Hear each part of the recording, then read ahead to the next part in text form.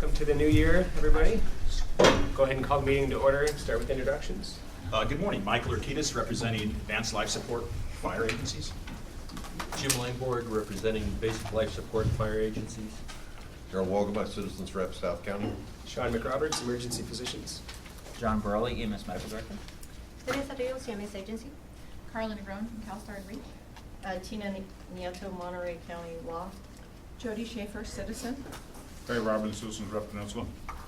Gary Millay, OES. Carla Spencer, representing Hospital Administration. Tenoriano, AMR Contractor. Steve Brooks, EMS Agency. Troy Meade, EMS Agency. Jared Bagwell, EMS Agency. Evan Penholzer, Monterey Fire. Reno DeTullio, Cal Fire. Eric Colwell, Monterey County Regional Fire. Christy Sobolewski, Chomp. Mike Bitham, Pebble Beach Community Services District. Scott Houghton, Science Fire. Devin Hagen, Fort Wayne Fire Department. Michelle Cook, Chomp. Mike Estes, Dragon Line. Fred Clearidge, Office of Emergency Services. Liz Vega, AMR.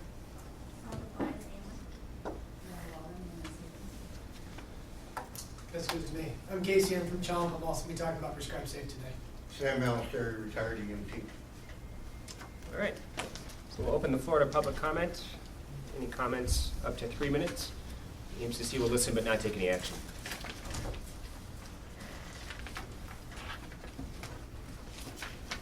All right, hearing none.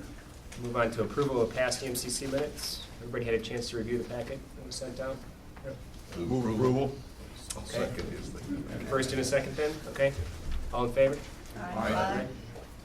Okay, so we're actually going to go slightly out of order today, and I'm going to introduce you to Dr. Grover, who I had the pleasure of working with from the Monterey County Prescribe Safe Initiative, which is a multi-organizational collaboration that has really brought Monterey County into the spotlight in the treatment of pain, preventing overdoses, and the treatment of addiction. So, Casey, we'll turn the floor over to you. Cool. I feel awkward standing, but I guess I will. I think I recognize either faces or emails or names from almost everybody in the room, so if I haven't met you in person, very nice to meet you all, and Happy New Year. My colleague and also wife was just here, Dr. Close, talking about this same topic at the MAC, is that right? Perfect. So if this is duplicate to anybody, I apologize, but I give a little bit of a different flavor. So if I can go on to the first slide, please. So basically in 2013, we got tired of watching people die of opioid overdoses. We had a 19-month-old that died of an opioid overdose, initially treated in the Child Emergency Department, and then transferred off to a pediatric intensive care unit. And we had kind of this moment of something's wrong, doctors are overprescribing, what can we do? And so between 2014 and 2019, it's been basically a big snowball, right? Chomp had an idea, law enforcement had an idea, the schools had an idea, the probation department, the jail, everybody's kind of contributed their little piece to how we can reduce opioid overdoses. And so just briefly, kind of where we started, we worked on physician education. I can say for the Chomp docs in the room, we now have a much more advanced knowledge of non-opioid therapies for pain. We provided some guidelines for the county. This is what doctors should do, this is what doctors shouldn't do. We gave resources to patients. We have social workers in our emergency department. Natividad now has a substance use navigator. Chomp has a substance use navigator. And we also want to tell patients opioids can be dangerous. When I started Chomp in 2013, if you sprained your ankle, it was 30 Vicodin and a pat on the back. And we all kind of know where that went. People didn't know that opioids were habit forming. We also started trying to reach out. What are other ways that we can treat pain? We started trying to understand what does a chiropractor do, what does an acupuncturist do, how can we use things like trigger point injections where we put local anesthetic in a painful muscle rather than giving everyone something like morphine. We also worked on taking drugs back. When we first started, there were no opportunities to take back drugs. My dad in 2008 died after a battle of colon cancer, and we had nowhere to take his bottles of morphine. So they ended up kind of on our kitchen counter until we kind of coerced a pharmacist into taking it. And now there's probably like 15 or more drug take-back bins. Many of our law enforcement agencies have them. I know Marina Police Department has a great one. And we're trying to get drugs out of the community. We also started by partnering with law enforcement to give law enforcement naloxone. And Steve, I'm going to say we have at least 25 saves. Does that sound about right? Probably about right. About the number of times that law enforcement has deployed Narcan or naloxone to save a life. And then we are just now, and this is kind of an oversight on our part, not involving the EMS community earlier, but we're trying to start getting more access to the EMS agencies for naloxone. And then the other thing is, it came up that, CHOMP is doing one thing, Natividad's doing something else, we want to share with Salinas Valley. We wanted to try to share data. And kind of we put everything on our website. Next slide, please. We started pretty small. This was our original group of collaborating organizations, mostly just because that's who we had strong connections with. So sheriff, district attorney, the county, alliance, doctors on duty, the Fire Chiefs Association are for hospitals. Next slide, please. And as you can see, we've grown. And these are all our collaborating organizations. And it's basically who's willing to support efforts, who's willing to volunteer time. So once we've added pharmacies, we've added multiple drug treatment programs, we added the dental society because the dentists prescribe medications too, and we continue to grow. Next slide, please. And it was really cool up until this year. So we, in 2013 when we started, this was the opioid overdose death rate per capita in Monterey County. Orange is the California state average. And so we started well above the state average, and as you can see, as of 2018, we had dropped to the bottom, and we were actually the second lowest county for opioid overdose per capita in the state. So we were like the poster child, yay, prescribed safe, everybody came together, it was so wonderful. Next slide, please. And we started seeing a change this past year, which is part of the reason we're here today. And I think everybody in the room has started to see more overdoses, and the F word, fentanyl, became kind of a more common occurrence that we were talking about it. So the first thing is in June, we had a kid who took a half a Percocet and was apneic and required multiple doses of naloxone. People went like, well, that doesn't make sense. And then we had another one the next month, multiple rounds of naloxone after a single Percocet. And just for anyone's reference, Percocet is a relatively mild and weak opioid, and it shouldn't usually require naloxone. We then had the patient that overdosed in July die of an overdose, and it turned out to be fentanyl. We really hadn't seen fentanyl in this setting before. In October, on the peninsula, we had a tragedy when a 16-year-old girl took what she thought was a Xanax, except it wasn't, and she died. And it was turned out to be a laced pill with fentanyl. And in that weekend of her death, actually I was up in Lake Tahoe, and our phones were ringing off the hook. We had 10 overdoses on fentanyl, some fatal, some non-fatal, just in the CHOMP emergency department over that weekend. Next slide, please. And so what we've come to realize is that we now have a new problem in Monterey County. It's not the doctor's pills that are causing overdoses, rather it's fentanyl. And for anyone who's not familiar, fentanyl is a very potent opioid. And it works great. I had heart surgery in April, and they gave me fentanyl. It made me mouthy, but other than that, I didn't overdose. And I use it all the time. I mean, Sean, how many times a shift do you use it? Like 4 or 5? It works great when it's in controlled amounts. And the problem is fentanyl is 100 times more potent than morphine. So this is the lethal dose of heroin, the lethal dose of fentanyl, and then the lethal dose of an even more potent opioid that we hope hasn't hit Monterey County yet, called carfentanil. And for the kind of the size reference, here's a penny, and here's the lethal dose of fentanyl. And so kind of what's happening right now is it is legal to produce fentanyl precursors in other countries, and you can buy them off the internet. And what's happening is, if you think about smuggling drugs, would you want to smuggle 100 kilograms of morphine or 1 kilogram of fentanyl? It simply becomes a size problem. And if you smuggle 1 kilo of fentanyl, it's worth probably somewhere around $2 billion when pressed into street pills. So basically, there's been a market for opioids on the street. We all know Chinatown. We all know parts of the peninsula as well. We also know our gangs have a significant role in distributing drugs. And fentanyl just fits nicely because it's so potent. And so what's happening is people are putting fentanyl in the marijuana, they're putting fentanyl in the pills, they're putting fentanyl in the cocaine, they're putting fentanyl in the methamphetamines. People who don't think they're getting this are getting it. And what's even worse is the way addiction works in the mind. People want the best high. So if I told everyone in this room, hey, the Delray Oaks Safeway has bad mayonnaise, who's going to go buy bad mayonnaise? If you tell people with addiction that Dr. McRoberts is the best drug dealer and his drugs kill people, you will seek out his drugs because you want the best high. So this drug right here just really kind of hijacks how much people with addiction crave the best high and are willing to take the risk at the same time that this ultra potent drug is easy to smuggle. So it's kind of a perfect storm. Next slide, please. And here we are. So these are the numbers. So I showed you the slide where Monterey County had dropped so low. This is where we are based on preliminary 2019 data. Our opioid overdose death rate has quadrupled.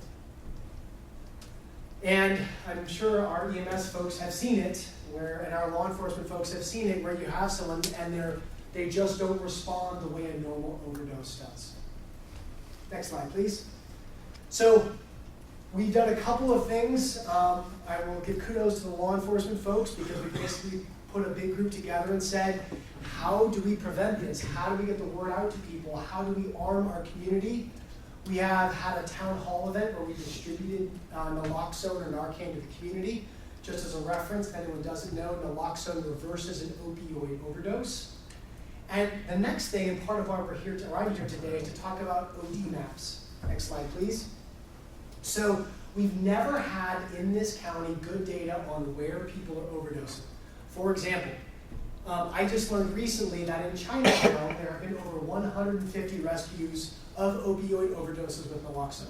A lot of that is by people who are using, rescuing friends. And we just don't know kind of the heat map, if you will, of where overdoses are happening. So this is a free software run by federal law enforcement called OD Maps. This right here, this is basically data that we know about CHOMP overdoses. And my colleague and wife, Dr. Close, this is data that she's put in based on what we're tracking at CHOMP. So you can kind of get a heat map of where it happens. Next slide, please.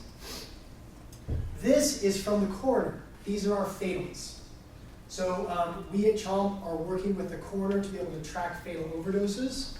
And this is that data when we look at where the fatal overdoses are happening. Next slide, please. And this is when we started to try to get the whole picture together. So there's a physician at Salinas Valley, Dr. Erica Locke, and a physician at Natividad, Dr. Ruth Selvage, that have been working to try to track some overdoses. So right now, this is our kind of our heat map of where the overdoses are happening. And this is basically a web-based, I guess it's called a software, a web-based software. It runs off the internet. And you can see this is fatal no naloxone, fatal single dose naloxone, fatal multiple doses naloxone, non-fatal no naloxone, non-fatal single dose naloxone. It kind of gives us an idea of where are the most potent drugs, where are the overdoses happening. And this is basically like Google Maps. You can kind of zoom in or you can zoom out in as much detail as you want. And we could say that, in Seaside, there's a street where we have a huge percentage of, of opioid overdoses, and it would kind of seem like we want to give out naloxone on that street. And we'll come back to that point. Next slide, please.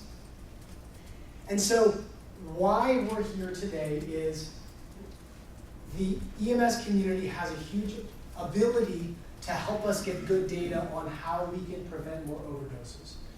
And part of what I think we've always felt is that overdoses only happen to other people. And I can tell you one of my close friends overdosed and died at the end of 2019, suspected due to a fentanyl overdose, and his sibling works with us at CHOMP. So that really hit home to the CHOMP community, that one of our own, if you will, had overdosed and died. So what's incredible is there are currently data surveillance systems, but they're about a year behind. So if you go to the California Department of Public Health, Monterey County looks like we're doing great. You can't see that spike of a quadrupling of the opioid overdose. And when we rely on the hospitals and coroners, we're not seeing all of the overdoses that are happening. There's also a delay, particularly for the coroner's office, because they have to go through the autopsy and comprehensive tox results. And we really want to know, this is our community. I mean, I was born in the PG area, minus med school and residency. I've been here all my life. I'm assuming many of us are the same way. We have our kids here, we have our families here, our parents are here. This is our community. And then the other thing, and this is, I think, hopefully will be helpful, is that we can add real-time overdose data at the scene. Next slide, please. Oh, one more thing, I apologize. This software of OD Maps is totally free. Anyone can sign in. Level 1 is basically you're a data entry person. Anyone can sign up. It's about 4 clicks to log an overdose. And then level 2 is basically, let's say, for example, somebody at a more administrative level wanted to review it, we can do that. Next slide, please. So this is what it looks like. We pulled this up last night about 11 o'clock as we were preparing. This is what the website looks like. You can actually use your device's locations. You can pull it up on your smartphone, and your phone will track the location. You can put in basically age, gender, what's the suspected drug. Next slide, please. And then basically you just have to press the button. Naloxone, naloxone non-fatal, naloxone non-fatal. It's pretty straightforward. Next slide, please. The other thing that was brought up when I was not here is we can also look at, could our EMS providers actually give people naloxone on the scene? And that's being done in other counties, and we can certainly work towards that if that's desirable. Hope that wasn't too fast. That's all seemed pretty pertinent. I'm assuming you guys already probably all knew the trend, but maybe hadn't seen it presented this graphically. Just kind of open up for suggestions or thoughts or comments. Are they going into the areas that are harder hit and doing more community outreach to those areas? So, and part of this is it's kind of a spider web. So Access Support Network does our needle exchange. They operate in Chinatown. I am a board member, and they're giving out naloxone to people when they're exchanging needles. So as I mentioned, we've had 150 saves of people with opioid overdose in just Chinatown. The other part of it is our drug treatment programs are all expanding their services. There's now a women's treatment program in South County. Valley Health Associates is expanding their services. Door to Hope just got a new medical director, and they're opening up a juvenile treatment center because their medical director is a pediatrician. So I think the best way I can say it is an overdose is an opportunity to get someone into treatment. And if anyone, and the numbers would suggest that it's true, if anyone has a family member with addiction, we want to get them into treatment. 1 in 7 Americans has an addiction, right? So if you look through this room, let's say there's 40 of us, that's probably 6 of us in this room that have an addiction. It's just out there and prevalent. Did I miss anything about EMS distribution of naloxone? No, I mean, I just think, so I told Rev this and I told everybody at MAC, the thing that I think Prescribe Safe has done best for me is for me to be able to walk into a family member of one of my overdose patients and hand them something that'll keep their family member alive. It is, I mean, I can offer them treatment, but we know this is a relapsing, recurring disease, and it's gonna be a long road. And so anything that I can do that they don't have to go to a pharmacy and pick up a prescription and pay, because all of these are impediments to them getting what they need. So handing this box to them and showing them how to use it is empowering them to do something when they feel like they have no way to intervene. And the problem that I see is I don't see everybody, right? So many of these people are saving themselves now. You know, one addict overdoses, here's the naloxone, I'm gonna shoot up now. And I don't see the ones that you guys go out to and never get to meet. And so I also don't, sometimes you'll bring people and I don't get to meet their family. You know, nobody comes for them. But there was somebody at the house that actually called. And it would be a huge impact community-wise, especially in some of the underserved areas, for the paramedics to basically give this medication when they are on the scene at the time of overdose to those people who love and care about this person. And so I've asked that we consider this as an expedited emergency policy. We clearly have a public health emergency in this community right now, and I'd really like to see us move forward with that. We have the resources at the same time to give people access to treatment, which is the defining goal. So we can give them the information of where to go and how to get treatment and how to, you know, get their family member on the right track to hopefully get better. It's really empowering to be able to say this will save your family member's life. And one other thing is I understand it, and I'm gonna embarrass myself if I'm wrong, as of 2020, EMTs can dispense naloxone in Monterey County. Dr. Close and I are both happy to help with obtaining naloxone, coming to do trainings, however we can help. I mean, truly, I'll be honest, selfishly, I'm tired of watching people overdose and die. Can you just talk briefly about the education piece that's maybe tied into this? Because it seems just on the surface that the number of overdoses are going to increase proportionately to the availability of their antidote. The comfort level that an addict would have that he has an antidote would encourage more drug use. So that's the device. It's as simple as put it in the nose and push the button if you suspect an overdose. They've done they've kind of looked at, this came up when we talked with law enforcement of, well, people are just going to overdose in our parking lot because they know we have naloxone.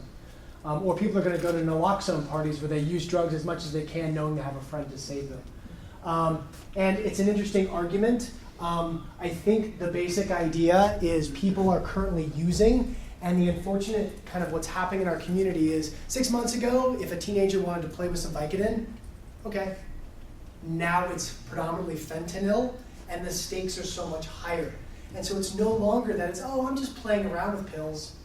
That girl, the 16-year-old that died, her first pill was the fatal one. So I think it's that just the goals are shifting because the overdoses are so much more dangerous. But your point is well taken. I personally have been to 6 high schools in the last 3 months to talk about what's happening. I'm going to talk to Monterey High on Friday. I'm going to Central Coast High. I've been to Rancho Cielo. I'm going to go to PG High. I've been to Carmel High. I've been to some of the private schools. This is a comprehensive effort, and it's hard to tell the kids, don't do anything, because so many of them are used to experimenting, and they never thought marijuana was going to hurt them. And it's really, I almost kind of don't know what to tell the kids, like drink alcohol, because it's not laced. I know. It's a really good question, and I don't know if we have an answer. And I can tell you, we've spent 6 years being successful, and in 2019, everything's different. It's such a tough question. Go ahead. Well, maybe I'm dating myself, but I grew up in the 60s, and I can distinctly remember a lot of experimentation going on back then that I personally didn't, because I was scared to death, because my parents drummed it in my head about you don't know what you're actually getting. And I wonder if the 16-year-old that died was in the same position. She didn't know what she was getting, and had she known that there was a risk, maybe she wouldn't have done it. And I think that that's the education piece that needs to be married with the preventative piece. I certainly am a supporter of any responders having naloxone. I mean, to me, it's unconscionable that this Northern California is so far behind Southern California in that area, but that's a separate issue. I'm glad that it's coming to fruition. Right. Let me read an email to you. So I went to Rancho Cielo, which I didn't know what it was, but it's a continuation school in Salinas. And one of the other physicians at Chomp and I educated probably about 200 kids. And we basically said, this is what's out there. You're gonna get fentanyl. And the kids are really sophisticated. They'd be like, no doc, I know what a real Xanax breaks like, and I can tell how it breaks if it's counterfeit. So these kids are really sophisticated. But this was the email I got. Received feedback from a new client today. I thought you would feel good to hear. On Tuesday, a friend of his almost overdosed from a laced pill. Because of your presentation, he recognized the signs, immediately called 911, and was able to save this young person's life. He referenced your talk many times during our session, how lucky he felt knowing the information. So we're making small changes. I was at Seaside High, pretty intimidating. 700 kids versus me. Trying to show slides about fentanyl. This becomes a community effort. I think your point is so well made that kids have to know. And kids have to be afraid. So one anecdote, shortly after you were at Seaside High, I took care of 2 of their students who overdosed. And then what they told me, and this is the hardest part getting into them, is they're like, it was a big room and yeah, we knew he was talking, but we're just gonna do these and we think. So the brain is not mature at that age. Yeah. You can say, if we put this out there, is it gonna make them do more? Flat out, they're gonna do it, okay? They have no frontal lobe risk benefit analysis. And so having this available is the only thing that saved his buddies' lives, because they were stupid and they were gonna do it anyways. Mm-hmm. And I was like, yeah, he came. I'm like, did you not listen to anything he said? And it was like, well, yeah, he just talked about how we could do this and that, but it wasn't gonna happen to us, and it did. Well, but that just speaks to the message has to come from multiple directions. I know in my own personal experience, I wouldn't have listened to my parents had I not feared what would happen to me if I actually did try something and have a negative You know, so, I mean, there has to be multiple sensory inputs as to what can happen, not just the medical professional, Right. but families, the friends. Has to be one problem. Yeah, I'm meeting with the Monterey County Children's Council on Monday to talk about the same issue. Do you have a video that shows an actual OD? We, I know it's borderline for some kids to watch, but, I mean, it's a real wake up. for the training, we have one put out by the drug company that shows what it's gonna look like and how to respond, but if you YouTube naloxone, you'll find some amazing stuff. Because those are the kind of things that really wake up young kids. I think, to Michelle's point, I think that the bottom line right now is the stakes with experimentation are higher than they've ever been, and we're just hoping to save lives until we can educate the children and get them in either treatment or get them the knowledge they need, or even just get them support from their families or their community or whatever. It's just, it's such a unique time right now, we're still working out what to do. The other end of the spectrum, are they doing something to try to stop the import of fentanyl from other countries? How much politics you want me to get into? Yeah. The bottom line is basically we tell China make it illegal and they tell us stop using drugs. America uses more drugs than any other country on the planet. That's right. So one thing in response to what you said about them seeing things, I can tell you from doing the school CPR program and partnering with you guys that the first year we did it, we didn't really show videos and we didn't show things. And sometimes it was hard to rein in our large crowds. North Monterey would have like 200 kids in the class. And, they would literally talk through the presentation. Ever since we put the volleyball player collapsing at her high school game and CPR active, the room is silent, dead silent. And so you're right, you can make that impact. It's just you have to clear it through the schools. And that outreach can be difficult for parents to agree to. Watching somebody die is flat out, I have to change my presentations depending upon the administration at each school district. So we have it, we can show them what happens, but they have to be amenable to seeing this and recognizing this problem. And generally speaking, we have a pretty good relationship with, at least from my perspective, our schools and our outreach. And it would be awesome if EMS would want to partner with us in this program. We could probably reach a lot more people too. Casey, what are a couple ways maybe that Prescribe Safe could be supported at the county level? So I think in general, if, and we can give specifics about these OD maps for tracking overdoses, again, we want to try to generate a heat map. We can talk that an individual that's a first responder can be able to input information. We can also collaborate with agencies to start tracking these. And then again, any agency that's not carrying naloxone and wants to, that would also be very helpful. Doctor, a follow-on to Sean's question. Would our appearance before our Board of Supervisors to present this information be warranted? So we're presenting at the Monterey County Health and Human Services Subcommittee, I think, week after next. There will be 2 supervisors present. We've presented to them the good years, and they had a plaque of like, great, Prescribe Safe is doing great things. I don't necessarily know how much they know at a supervisor level about fentanyl, but we will present that to at least 2 of the supervisors in 2 weeks. We'd be happy to present to the supervisors again because this is a new and emerging threat, and obviously we were doing so well, and now we're not. So Casey, one more thing that I think you should add to the list is the consideration to allow paramedics to dispense naloxone on scene to families. Totally.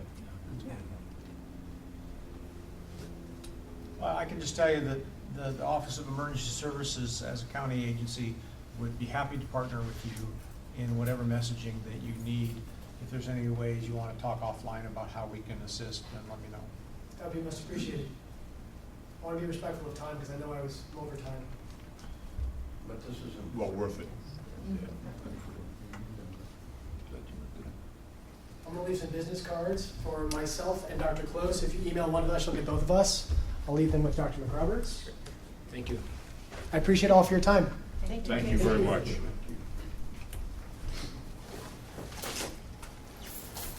Okay, let's move on with the agenda then. Moving on to item number 4, reports. So we had a chance to review the Medical Advisory Subcommittee and the EMS operations. Any comments? No? Okay, let's move on to item C then. Teresa, if you want to maybe say something about emergency medical services. Thank you. I wanted to start with some updates with our staffing. I want to introduce Troy Mead. He is a new EMS analyst. He joined the EMS agency on December 9. We got very lucky that we had an open recruitment at the time when we filled the position with Thomas. You met him in September. That was still an active recruitment, so we were able to piggyback on that and hire for the position. I'd like to give Troy an opportunity just to tell you a little bit about himself.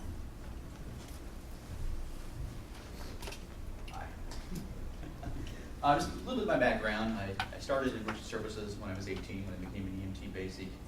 Moved on to become a paramedic at the age of 21. And while working as a paramedic in Cedar County, Kansas, which is Wichita, where I grew up, I started doing Metropolitan Medical Response System, which was a bioterrorism program that was targeted for 120 cities for bioterrorism preparedness. So I got into the emergency management side of that and obtained my certification as an emergency manager at that time. And I went off to college in Florida, and I worked for the Rural Metro Corporation as a paramedic there, and for Pasco County Fire Rescue, firefighter paramedic during college. And my significant other was military, so we got moved around a lot, and I ended up going to Hawaii for 3 years, and I served as a federal emergency management specialist there in Hawaii, and then I currently serve with the U.S. Department of Health and Human Services National Disaster Medical System as emergency planning analyst for DMAT and DMORG, and also a federal death investigator. And I'm happy to be here. Thank you. Thank you. Another update we wanted to give to the committee is on the request to amend the current contract to include the use of BLS or for interfacility transfers. The contract has been amended and is going to the board for approval on January 14. It is being included as part of the amendment to extend the contract with AMR for the ambulance services. It was tough to try to execute two amendments, so we just had to wrap it both into one. But they are going to it is going to the board of supervisors next week. Good. Another update this committee wanted us to give was related to the RFP. Without going into specifics about the RFP, one thing that I wanted to say is that given the recent changes, the agency we needed time to review. We needed and determine our approach to the RFP. We have made substantial changes to the RFP. We've gone back, we looked at the old RFP, the feedback that was provided at the time, changes that have happened at the state level with new legislation so that we can incorporate those. Our focus has been on reducing the cost of providing service, maybe changing, adjusting language that might have been too prescriptive, clarifying language that might have been confusing. And of course, we had to update the data that potential bidders might need to prepare their proposals. So it's still in the works. In terms of the plan for us is the brief. Just want to make sure I hit all my points. So the plan for the RFP is, that distracted me, sorry. Oh, I'm sorry, I'm looking to see if there was a report, sorry. Laura, would you mind minimizing that? Because the scrolling, Yeah, I can get vertigo from that. Thank you. Okay, so in general terms, what the plan is to translate the RFP into Spanish. Because of the size of the RFP and the technical nature of the document, it'll take a few weeks to do that. Once the RFP is translated, in response to some of the comments that were made at this meeting and in other meetings, the RFP will be released to the public. This is to ensure that everybody has the same opportunity to provide feedback, to review and provide the feedback to the agency. We want to make sure we cast a wide net, and for that we want to advertise on the local newspapers, post on social media, send notifications to everyone on our distribution list, and anybody who might be interested in reading the RFP. We will compile the feedback, and we will make changes to the RFP as needed. Then we will submit it to the state. And this is where the timeline gets, it gets thrown off for us, because this is the point where we have absolutely no control. How fast the state will review and approve the RFP is completely out of our control. It depends on many factors, one of which is how many other RFPs they might have in the queue. They also review annual reports for the different LEMSAs. So that's where we don't know how to project the actual release of the RFP.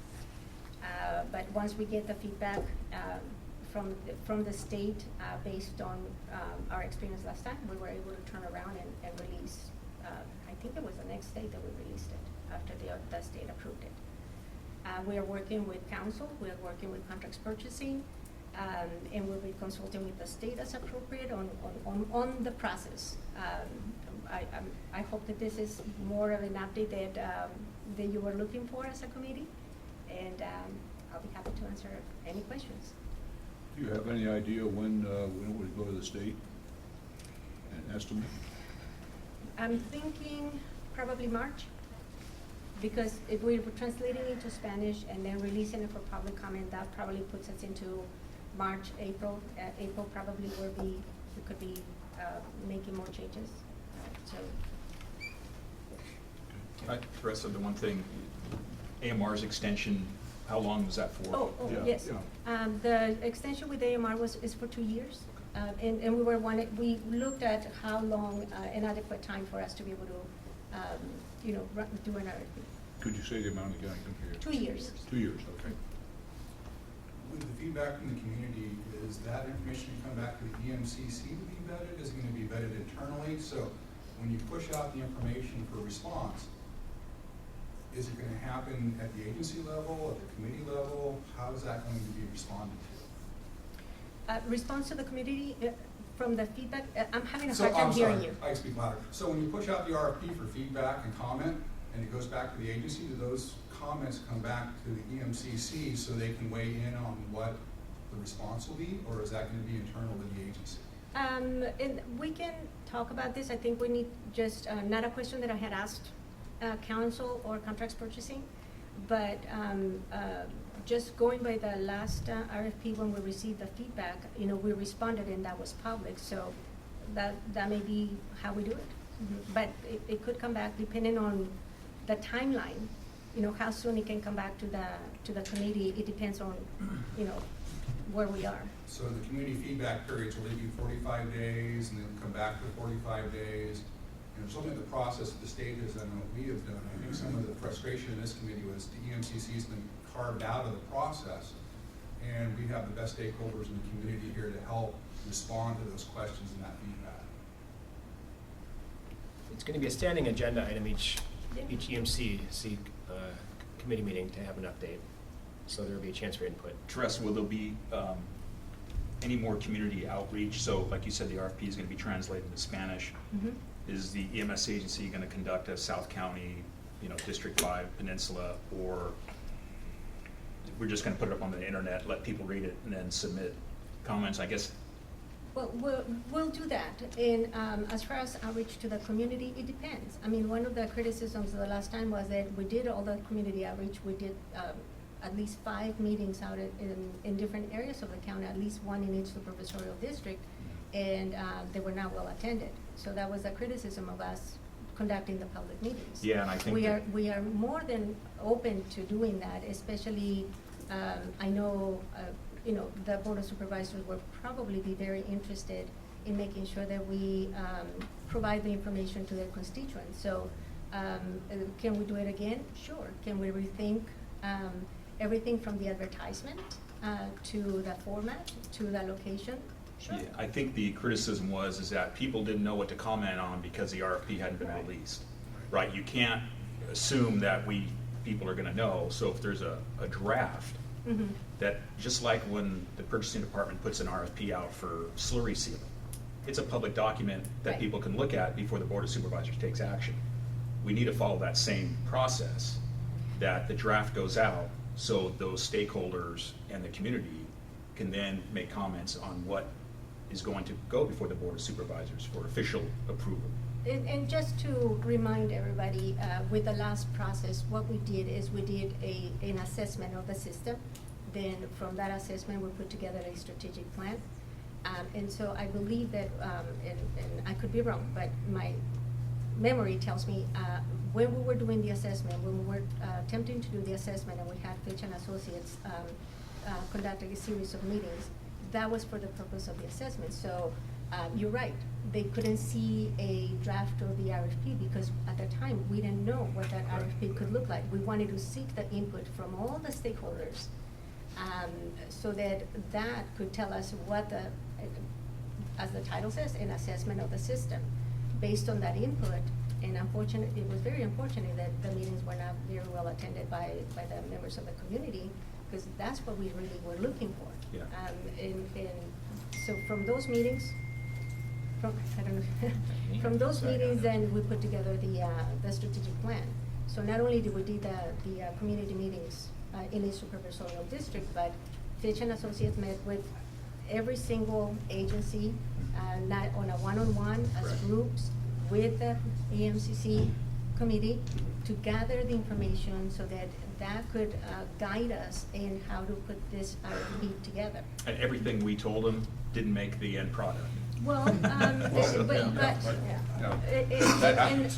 in fairness, not everything is going to go into. That's right. Because we're gonna have a difference of opinion just among the stakeholders. Correct. And then where we see, we need to weigh in all of that. Yes. Right? And if we put everything in there, we're gonna have a lot of contradiction in the RFP, and we can't have that. So we gotta balance that. Yes. Right? Some things are gonna go in, some things are not. And that's the part that we have to recognize. Everybody here in this room is here because of their passion for what we do in EMS, right? And we have very clear ideas and vision as to how we can get from here to there. Correct. And so if each of us have that, then there are many of those ideas. We have to take those and somehow, craft the best RFP that incorporates the best elements. But we, at the same time, we also have to balance the cost. Correct. So we are keeping those things in mind with the, to the extent that is appropriate and in the format that is appropriate, people will have the opportunity. I think that this time, by allowing that opportunity for public input, everybody will have the same opportunity. Everybody, right? Before we go to the state. Right? Once we go to the state, then then that changes. So I'm hoping that you see the change of pace, that you see how we are attempting to be collaborative, transparent, that were some of the So if we points. reverse engineer it, Teresa, is really, you would hope to have the RFP process done by this time next year, right? So we have really a year, because you have to get that out and solicit before AMR's contract expires. Correct. Now, the one thing at the state level, the political climate at EMS is changing. Oh, yeah. Right? Dr. Yeah. Burley and us were up at the EMS Commission in San Francisco last month. We have a new medical director. The second in command's retiring in January 31st. I think somebody's already retired. Yeah, so Yeah. that came from a lot of political pressure, right? Yeah. So You're change right. is coming. Mhm. What EMS agencies are telling their providers is that it has to go out to bid every 10 years. That's not true. Periodic intervals, right, is the way the law is written.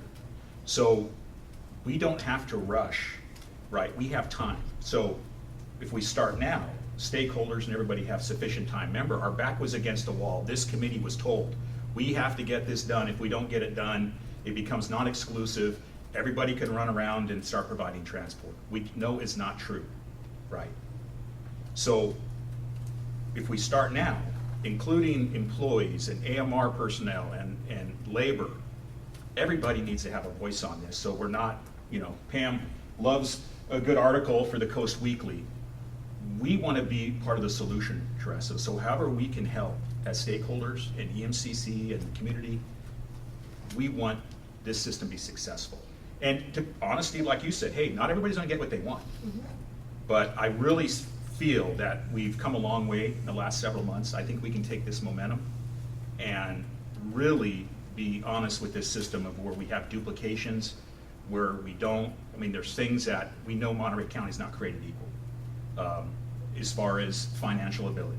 right? Some communities can afford paramedics and some can't. So we have to be realistic of developing a system that we as stakeholders and boots in the ground, we don't want another fight, is really, I think, what we're saying from the fire service. It's not healthy for relationships. It costs us a lot of money in in legal expenses.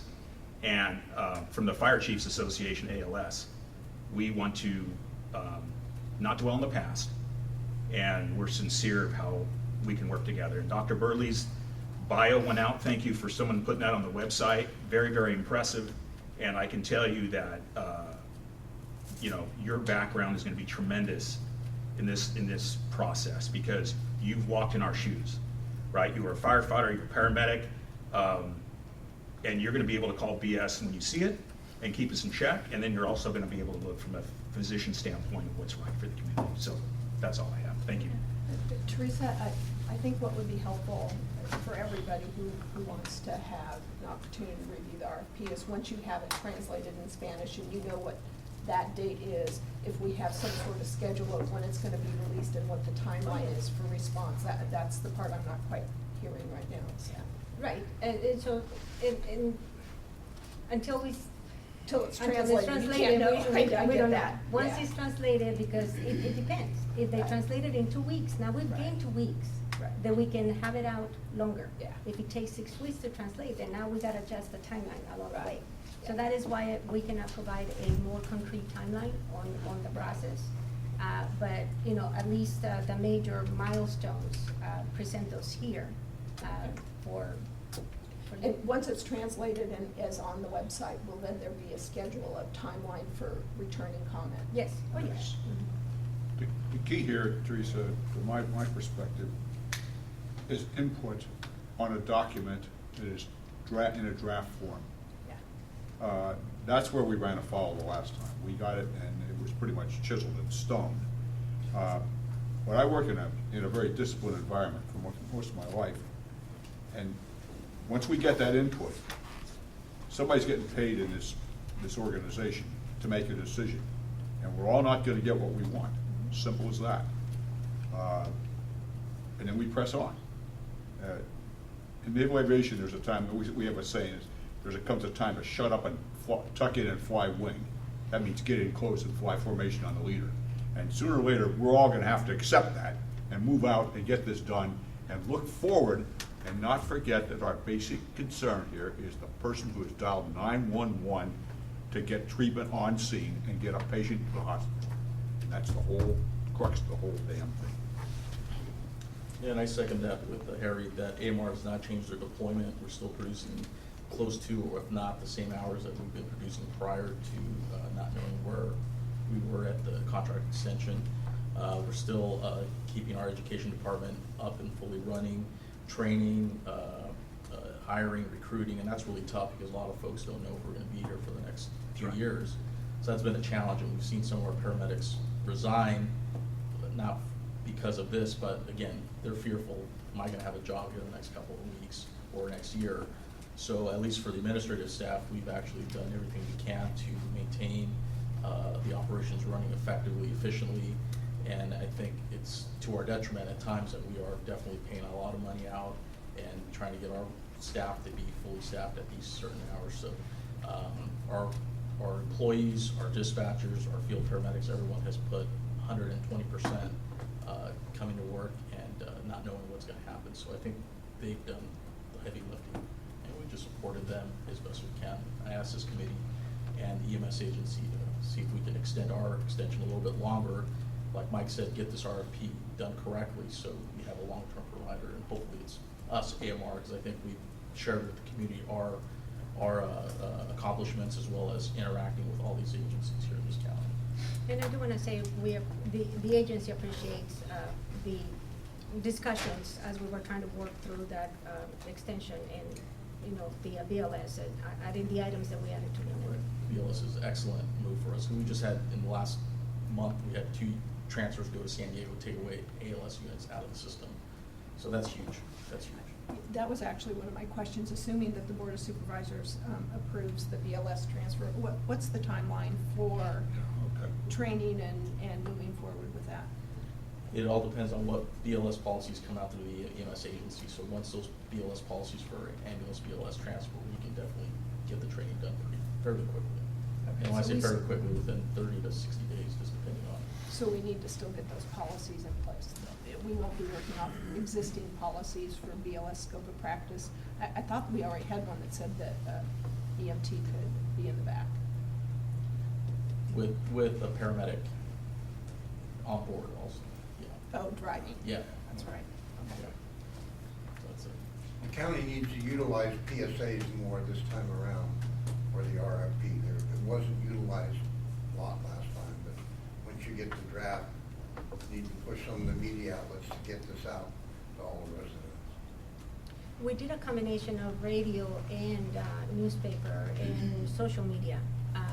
We have to, we are going back to the drawing board and then just seeing how we can maximize. See if they can get some of the TV media involved too, because a lot of people watch the news every night. We did. Something around that time. Yeah, we did a number of interviews. Our previous director, I would say close to 10 interviews that we did. Because I want to compliment the EMS agency for coming up with this revised process. I think it will benefit the agency. My experience, most of the times when I make a mistake, it's because I don't have all the facts in front of me. And so when I look at this public input, I'm not suggesting that all the public input has to be incorporated, but at least you'll have all the information. You'll have more information, so that hopefully will give you a better decision. That's kind of along the lines of what Henry was talking about. Thank you. Teresa, I just want to reemphasize, I think that extending as needed is important. I think I heard you say at one point that talking about trying to get the contract up to the state in March. And I don't know if I heard that right or not, but just kind of going back to, I believe, the need for extending this input process and as much as needed to ensure that it's done right, I think is probably going to put everybody at ease, and I would also imagine make your life easier, because you're not under the gun either. And part of the reason why I didn't want to present a timeline is that, there are so many things that can affect that timeline. So we are not tied on when we're going to go to the state. It all depends. It's going to take time to translate the RFP, and that is an unknown for us right now. They're giving us a, projected timeline, but you know how those things go. And then how quickly we can turn around and make changes. So, but we want to make sure that when it's out there, there is ample time for everybody to review it and provide the input. Now, we are working with contracts purchasing. Contracts purchasing, they do this all day. And so we are, and I've handled other RFPs. The garbage contract, it was one of the RFPs that I handled for the county. So how long something is out there, it depends on the complexity of it. And this one is quite complex. So we are not going to try to take away from that process, that part of the process. But we know that when something takes longer in another area, you got to make adjustments here and there. But we know how important the input part is for everybody. Teresa, just one thing in closing. Yes. Do you believe there would be a need for us to attend the Board of Supervisors for the BLS, or do you think your staff report would cover it and we don't need to be there to help advocate for AMR's staffing? I think this is a good thing that we bring into the county, not only the extensions that ensures that the services will continue beyond January 31st. The BLS, the use of BLS for interfacility transfers is also a good thing that we bring into the county. So I know that the Board of Supervisors will welcome those things, but it never hurts. Because I think we wrote a letter of support, right? They know the EMCC supported it, so if that's in the staff report, you don't envision any challenge. We were rushing to get it on the agenda, so I'll backtrack, I'll circle back. Well, if you could just let Jim and I know if we need to attend Sure. and make sure that, we as the fire service is supportive, and the EMCC, I believe, also endorse that. If nothing else, I'll make sure that the letter is there. Perfect, thank you. Yeah, the staff report should reflect that the EMCC supported this. Yes. And this was an initiative from the EMCC. And then I think Teresa, for staff, and Tino's point's well taken, and Jody mentioned it, if we can expedite the protocol change. So if that's something that, Steve, it's just Yeah, wordsmithing a document quickly, and it doesn't have to go back through MAC and all the other subgroups, then we lose 3 months. If there's a way, Dr. Burley, to, you can put your stamp of approval on that. And I think this is really for the health and safety of the community when we're taking ALS ambulances out of service for BLS transfers. Yeah, I was looking at Steve to see if he could chime in, but I didn't know where we were. Steve can do it in 10 minutes, he said, so. Steve just did it during this meeting. Yeah. Thank you, Steve. Well, and the second part of that is that the hospitals are all acutely aware and have a plan to work with that upgrade. Because that is it'll be a mindset change for the hospitals as well. Okay, moving on, maybe just in the interest of time, the next agenda item here. Jared, if you want to take over EM system performance metrics.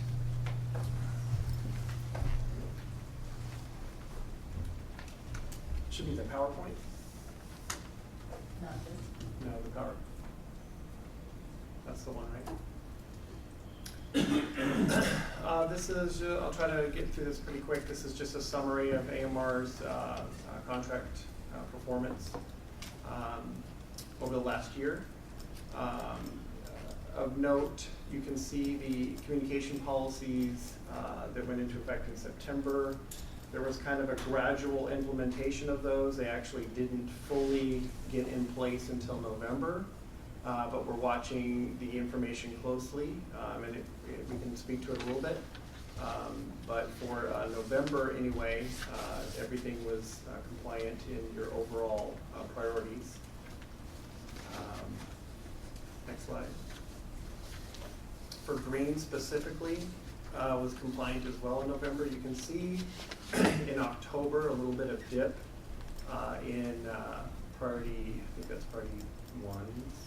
Oh, we have priority ones at 85 and priority threes. I believe that will be an aberrant monthly, an aberrant month where during the chaos of the transition, I don't see any future performance that will impact the system like that. And I can go into much greater detail later about it, but you can see November, the changes actually reversed, and it was a very good compliant month. And that has to do with the shift of the priority ones over to the priority twos. We'll be watching this very closely over the next several months to determine where this lands and how it will affect compliance or the system as a whole. Any specific questions to that?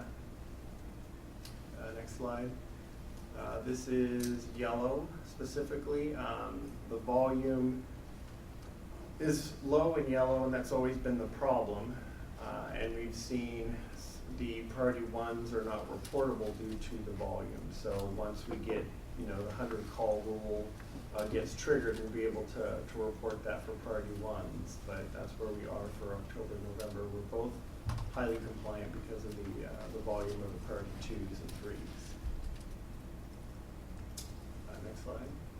Orange, there was no volume that met the criteria for reporting. So November, the volume was so low, none of those priority ones, twos, or threes hit the 100 call rule. So we hope that, I think December and January we'll see some reportable numbers for that zone. And then dispatch performance, small changes in the priority two, uptick a little bit in the call processing, but still well below the 59 seconds that the contract states that they should have those calls dispatched within. And they're broken down by priority 1, 2, 3, and overall, and they're still within the 30, low to mid 30s. So. Any questions on that? Yeah. So just for clarification, in the months where there was no reportable data, that was because there were less than 100 calls that happened? Correct, yeah. So during low call volume months, we have no idea of what's going on? Doesn't it accumulate as soon as there is 100 calls? Yeah, So as soon as so- there's 100 calls, it'll get reported on the month that the 100th call occurred. Correct. So for an example, let's say it's the orange, the next one. So November's blank right now. That's just saying that for the month of November, the number of priority ones did not equal 100, the numbers of priority twos did not equal 100, and the priority threes did not equal 100. Once those respective priorities reach 100, we can report what that, what that percentage is. But And that because of doesn't the- mean But that we just cannot I- look at the data. I get that and I understand it, but I just don't understand why it has, I mean, because you're gonna have months in some areas that don't meet that call volume. Why is that a hard and fast rule? Because I think it's still data that we want to know. We'd like to know where we're hitting, even if we don't have as Sure. many calls, I'd still like to Well- know how it's going. Well, this is specific to contract compliance. The Right. contract specifically states that the numbers will not be measured until they hit 100. So it's not that we don't care. It's also, if we report something with only 30 calls, it can misrepresent perhaps the trajectory of where we're Skewed all going. graph. So- Yeah, I get it, Yeah. I understand, it just Chief, seems in the kinda- contract compliance group, we still Yeah. look at the data. Understood, I guess I'm just trying to relate that there still may be some valuable information in there. Do you mean to bring back to the committee? And in general, I would think the provider would want it, I think the local jurisdictions may want it, I just think that there's some, Well, with Would like to know. First Watch, this information is available not only to the agency, but to the provider at any given minute of the day.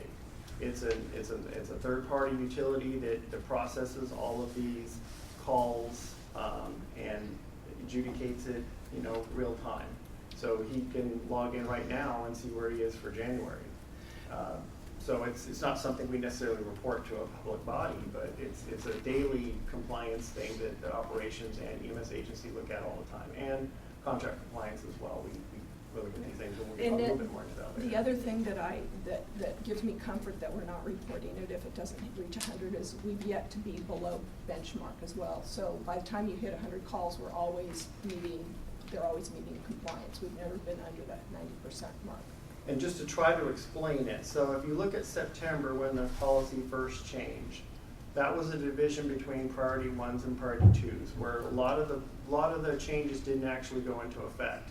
In October, some of the changes went into effect, and you can see most of those are all just priority twos. Now, in November, when policies actually went into effect, the appropriate distribution of priority ones, twos, and threes went into place, and that's why you don't see anything for November, because that volume that you see in September and October is now divided amongst one, twos, and threes more respectively, as they're supposed to. And so, Chief, if I may, the data gets reviewed by the EMS agency with AMR, and we do look at the data every month, and then it gets reviewed again with the contract compliance group before we bring it to this committee. Now, what we have historically brought to the committee is based on the language of the agreement. And the language in the agreement says that it has the 100 call rule, but it doesn't mean that we are ignoring that that we're just ignoring the other data. We do have to keep an eye on it. There still is important data in under 100 calls that needs Yes. to be looked at. And individual agencies want to be able to see that, even though it's not required in the reporting. It's just something that will help them adjust what they need to. The point is that we don't want to make decisions based on data that's incomplete. It's not considered complete until you get to 100 calls. If I understand it correctly, if November has no calls, no data, because he didn't have 100 calls in November, but all those calls get rolled into the December data, so there are no calls that are not reported on. So you Correct. can't have a really lousy month in November and not have it show up anywhere. It'll just show up in the December data. And so that actually makes a lot more sense, because statistically it becomes a lot more valid when you hit the 100 calls, and I'm sure that's the reason why it's written that way, because if you look at 3 calls, 1 call will dump you down into horrible, and it's not representative of anything because it's just 1 call, but it becomes a much bigger piece of the pie. So this is actually probably a better way to look at the data, and no call is not getting counted. Yeah, that's a better way to explain it. Yeah. Next one. That's a good point, is that any implication that those calls are just not ever counted, yeah, that's not the case. Those November calls are being queued until that number, 100 gets hit, and then it's basically a numerator denominator. Of those 100 calls in November and December, how many were late and how many were on time? And then they'll report that in either December or January, whatever that threshold is met. So they're always, those late calls and on-time calls are always counted. It just may not be reported for another month or two. So Jared, another way to say it would be, say, the line on March is really the line for February and March. The line on May is Correct. really the line. Well, for in April some and May. cases, yes. Now, it just depends on the volume, and that we don't have a representation of the actual numbers, but that's probably the case in Orange, because the volume there is really low, much lower. And if I could make one statement as well, more of an insurance statement, but we review every day. Tino actually hosts a call every morning where we go through our daily compliance. And we try not to make decisions on single calls, I think that, chasing our tails, but we do look at, trends, by day of week. That's a daily activity, and that includes the field supervisors, the communication staff is actually on the call. And so we try to look at everything daily. I wouldn't say in real time, so to speak, but every single day we review our daily performance. If I may, the comment was made, or question was made about one call type thing would skew. We in the contract compliance committee, we actually do look at those calls. How far off were they? Because if it's your grandma and you miss it by an hour, it's only one call, it's no big deal on the numbers, right? Wrong. So we do look at those things. So every call gets that scrutiny. Okay. Do you have the rating at 800 megahertz? Yeah, everything goes real quick. These are their monthly reports we can review real quick. If you guys have any questions, but I'll just summarize the compliance as of late has been relatively precise in that it's in the 90% range. The threshold is 95%. That's in a 30-day cycle, you can miss it once, and then that's about it. So, but if you look at both the MCI drills and the 800, all facilities are pretty much within that 90 to 100% range. So, no striking issues there. Again, this is watching the contract compliance working through. Okay. APOT reporting, are you doing that as well, Jared? I'll do that. Okay. Close your eyes, guys, because I'm gonna scroll down here and I don't have anything to talk. Close your eyes. Oh, thank you. So the state started a thing where we have to, the EMS agency has to report APOT data. Prior to this report, we've been reporting directly from AMR. This one was taken straight from ESO, and it's all transport providers and all hospitals. So there's two measures that they want us to report. One is the number of transports per hospital, and this shows them by month. And the next one, if you scroll down, is the actual APOT times. This is a indicator created by the EMS authority, and we don't have the ability to change the indicator itself. They're trying to ensure standardization throughout the state. So this is showing the APOT times by hospital and by month. We can't really draw conclusions from this. This is a single quarter. When I submitted this, one of the issues is that the transfer of care time has not been standardized or mandated here in Monterey County. I spoke with AMR, and they've since mandated the transfer of care time to be on all PCRs. And we had a discussion at MAC about let's standardize what that time frame is. Is it when they get a signature at the hospital? Is it when the patient's off the gurney? What is it? So we're going to be discussing this in more detail in other committees. I did let the state know that because of the variability, the data is not necessarily accurate, and that we are working on accuracy. They're getting the same type of data from all the counties in the state, and all the counties are wrestling with the exact time of the transfer of care. So we will be reporting further and be able to trend this in the future. Are there any questions? Thanks. Moving on to old business, Jared, we'll invite you back. I'm sorry? I said we'll invite you back for the EMS system communication policies updates. Yeah. Sorry, I didn't have my agenda. Just a brief update. As you're all mostly aware, the communication policies the agency worked on over the last year or so implemented. And then SB 438 was signed in October. The agency and system stakeholders and county representatives met a couple times to tweak those as needed so that they became aligned and compliant with SB 438. Those were, agreed upon and implemented as of January 1st. The biggest change had to do with aligning the language that allowed a pathway for public safety agency dispatch to apply for and become designated EMS communication centers.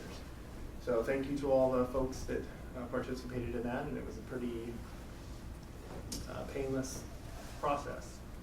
So those are up on the website, currently effective 1/1/20 with those changes. So you won't see really any change in our system currently, but as those things may or may not occur, we'll keep the committee updated. The remaining part of SB 438, as far as the ALS agreement, if someone wants to become a paramedic service provider, the current county policy, is that going to be updated to reflect the 90-day you have to, and there's kind of an adjudicated process? Yeah, I don't know what our current policy, what the differences are, but if that is another issue we need to fix, then we'll get there too. I don't see anybody in the pipeline, but to get ahead of that. SB 438 also contains a language. It's kind of separate than the call processing piece, but it has to do with the approval of ALS programs, and it gives it kind of a specific process and date range. So. And I think the history of that, Chief Panholzer can speak. By the time I think he turned in his application, Gowns, I don't know, start to finish, but it basically now puts the EMS agency, you have 90 days to process it. An up or down, and then an adjudication process after that. So that's another, again, nothing in the pipeline right now, but another thing we can make sure the current policy is aligned with. I don't know. Thank you. Okay. Moving on to new business, we already heard from Dr. Close. So Teresa, contract compliance. Thank you. This item was added at the request of Harry Robbins from Contract Compliance Group to ensure that this committee is kept abreast of what the Contract Compliance Group is doing. Jared has more detailed information on what the committee has been working on, but before I turn it over to him, I would like to share, the group continues to meet regularly on every other month. We just talked about at least a little bit of the review of some of the data, some of the metrics the reports that are provided by AMR. In October, the EMS team started working to improve the reporting process. We are making changes to the reports that AMR submits to us. We are reviewing and changing the frequency of reports. Sometimes we realize that some of the reports, the contract compliance did not need to see them every month. So we look at quarterly, 6 months, or other frequency as needed. We have improved some of the reporting format, the analysis of the data. We want to get better at identifying issues, trends, and so that we can respond more quickly on how to address them. The way the information is presented, we've also looked at that. I don't know if you noticed in the PowerPoint presentation that Jared had, some of the things that we're doing to make sure that we're always clear and that we are consistent wherever there is language that in the contract that says how something is supposed to be reported. We are putting it on the reports so that it doesn't matter who is on our side, who is on their side, who's on the contract compliance committee. that we always have that reference, adding definitions, that kind of thing.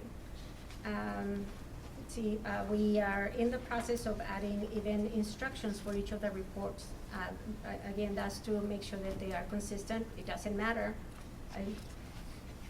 You're gonna laugh, because I always say this, you know, in case somebody wins the lottery and they go off to spend their millions, you know, the rest of us have to stay here and, you know, be able to pick up the ball and continue running with it.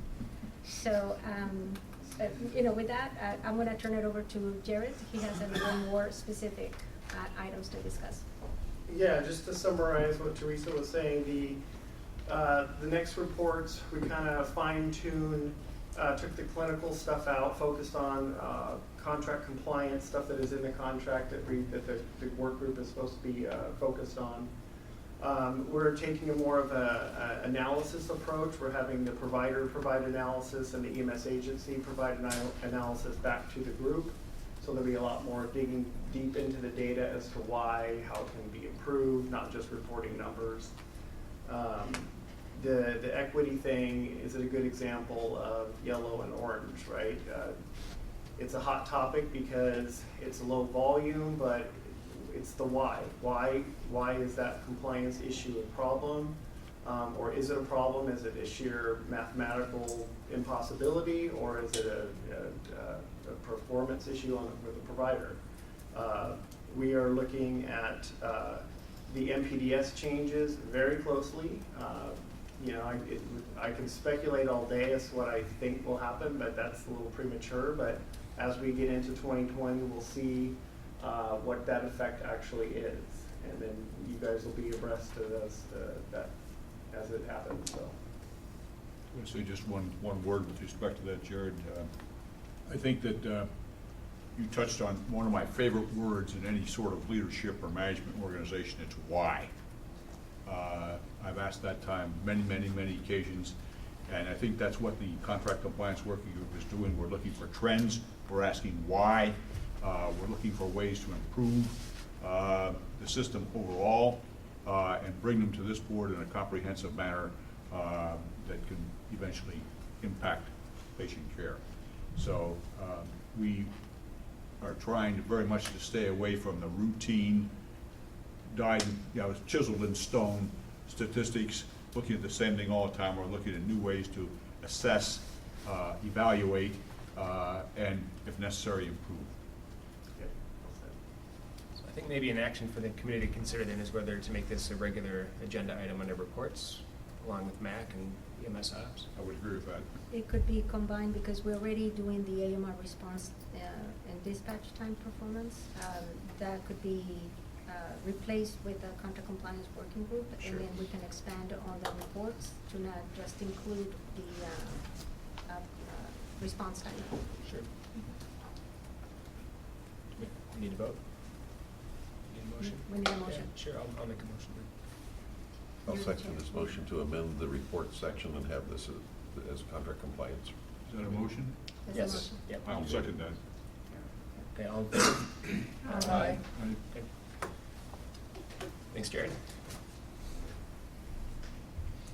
Okay, future EMCC agenda items?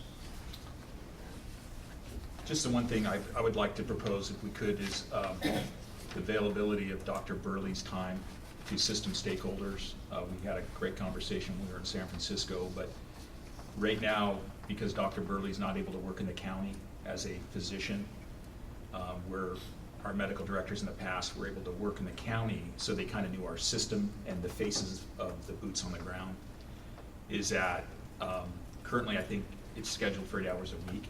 We believe that should have some additional hours of availability where he's able to do ride-alongs and meet with some of the paramedics and EMTs in the system and go to the ERs and meet with the physicians and really understand our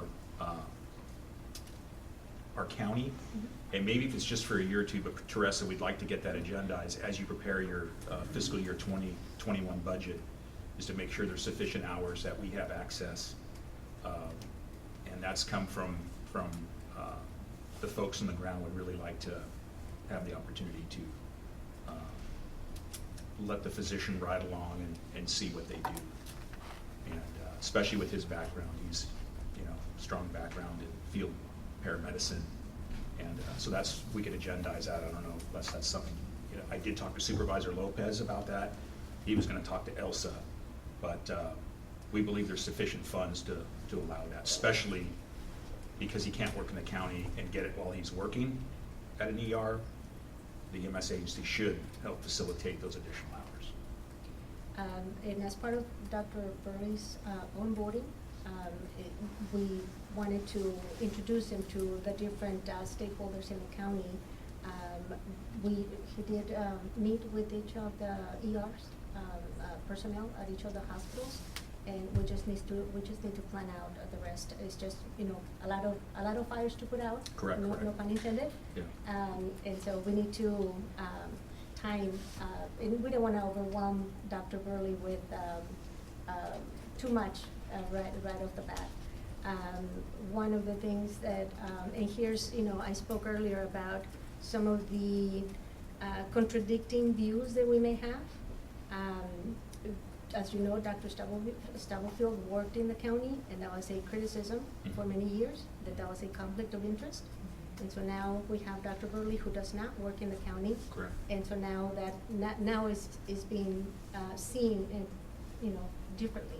Yeah, and so we have to accommodate, because it is correct that we're not contesting what we propose, but the reality is now is we have a physician, we work under his license, he needs to understand. What we don't want, Teresa, is another 112 paramedics being sent to the state, right, for basically review of their license.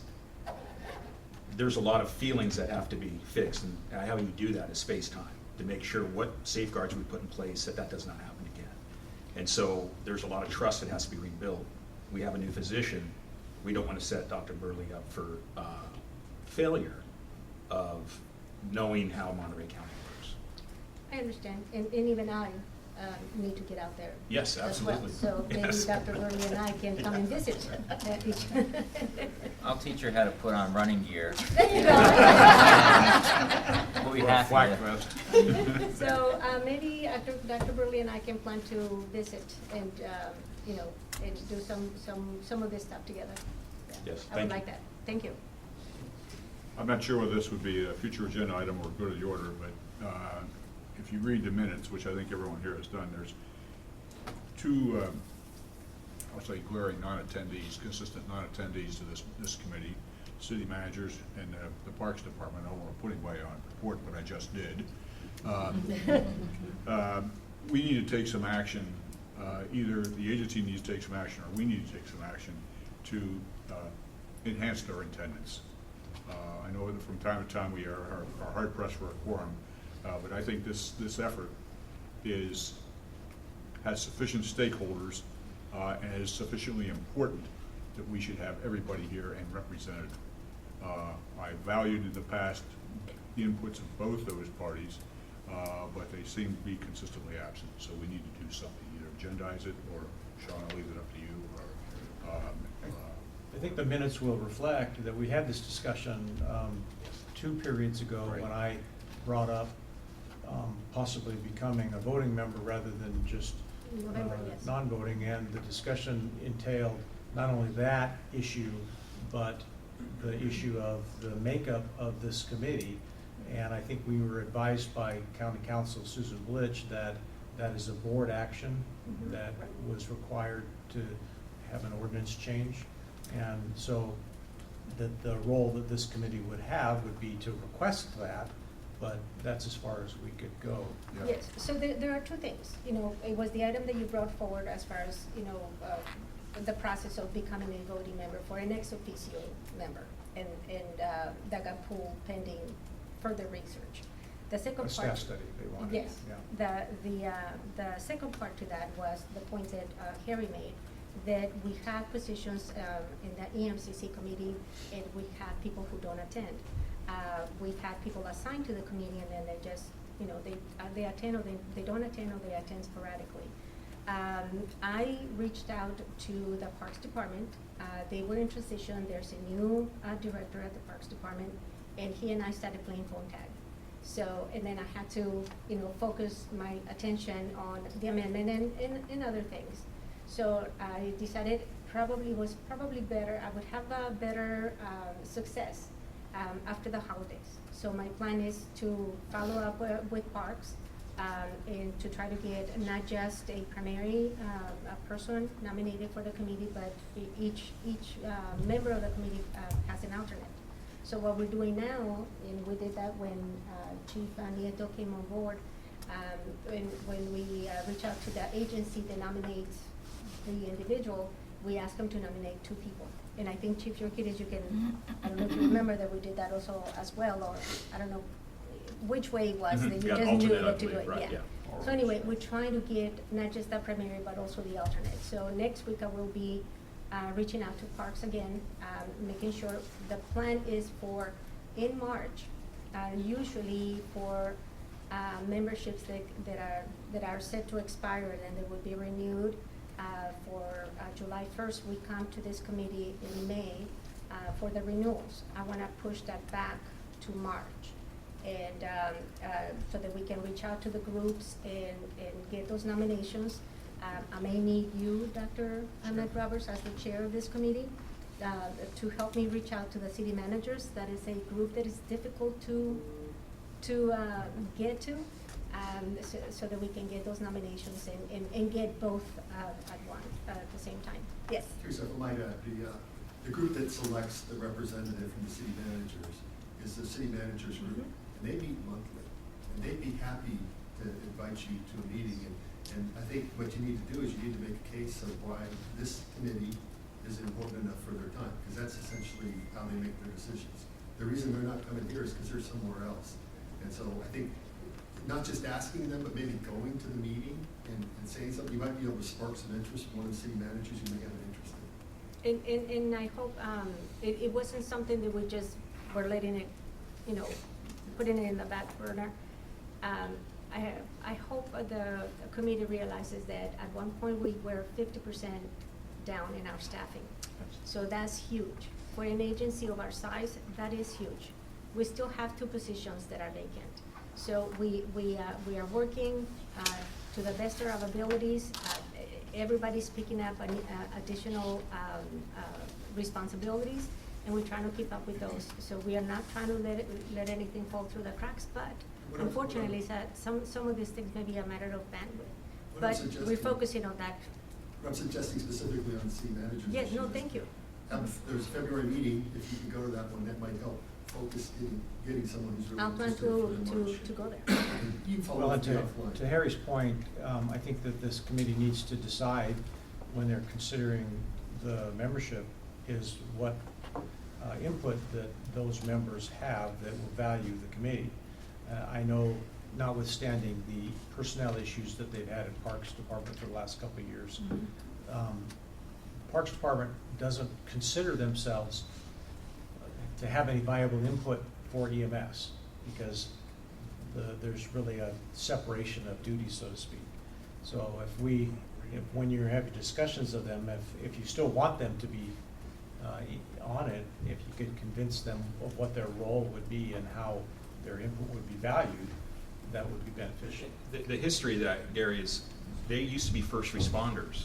The Rangers had medical gear, they were first responders. They no longer do first response. So I would say, I don't know if they even bring much value at the table. Well, that's what I'm saying, we need to decide that. We might have it. I think there's other stakeholders that would bring more value. The one thing that I also just realized, Teresa, is that during the RFP process, we amended the EMS ordinance to put tremendous amount of power to the EMS Director. And the complaints were from the supervisors that they lost the power prior to the way it was written. I don't know if everybody remembers this last process, the buck stopped with the EMS Director. The Board of Supervisors could not amend, change, agree, they had to either vote it up or down. If we could get the EMS ordinance on a future agenda and just show the prior, and then prior to our last EMS Director, those changes that were made, I think this body, it will remember how contentious it got during that process. And if we haven't fixed that component, then we're going to be back to square one. So if we could bring the EMS ordinance, and Harry, or Harold, you remember we. Future agenda item. Right, for a future agenda Yep. item. Yep. And it's just not for action, just I think to educate people how it reads, Teresa, so it, Yeah, information at first, yeah. yeah. I'll check on council's availability as well on that. Good. Yeah, I don't think it's, we just want to be able to have a discussion about it, have it agendized for information, and then if we choose as a body to want to amend it, then that will be a future agenda. But I think just to, we want to read the way it read before and after, because even though it came to this body for the amendment, the elected officials and people throughout the community didn't think that that was appropriate to give that much power to a staff versus an elected official. If I remember correctly, we were, the updates that we were making were to make it consistent with the regs, but I have to go back in, so don't quote me on that. Yeah. Mhm. Yeah, and a lot has changed with regs, right? Underground, litigation. Yeah. And so we don't want to keep referencing stuff that's in the court right now. Yeah, no, I'm not referring to what's in the courts right now. Correct. Thank you. Okay, so we'll make that a future agenda item then. All right, go to the order. Go to the order. The presentation that we had at the beginning, I'm glad you moved it up because that was, to me, one of the very important parts here. And if we had city managers represented here and/or Parks Department who are, especially in South County where the parks are out and away, I think this would have been even more impactful. Exactly. So I thank you for moving it up. I thank staff for getting this scheduled. It was great. They're doing a lot of hard work. Okay, we'll go ahead and adjourn then. The next meeting on March 11th. Oh, one more thing, I'm sorry. I made a note of it and then I forgot. We're already adjourned. March 11th. Where's Susan? Where's Susan? When we put the calendar for 2020, we didn't realize that for the month of November, the meeting lands on Veterans Day. I'm usually here on holidays, but I don't know that everybody's gonna wanna be here with me, so we need to know what the committee wants to do, move it to a different day, a different week, or cancel. Doesn't the it. county always give the day off on Monday for Veterans Day? It's not a middle of the week day off, right? It is Wednesday. I know, but don't they, the county observed holiday would be the Monday prior to Veterans Day. then. You know what, that's a good point, because I didn't check that. But it was brought to my attention, and I just reacted to that, so I wanted to make sure that I covered that here. Next meeting agenda. But we can bring it up next time. I'll verify. Can't take any action.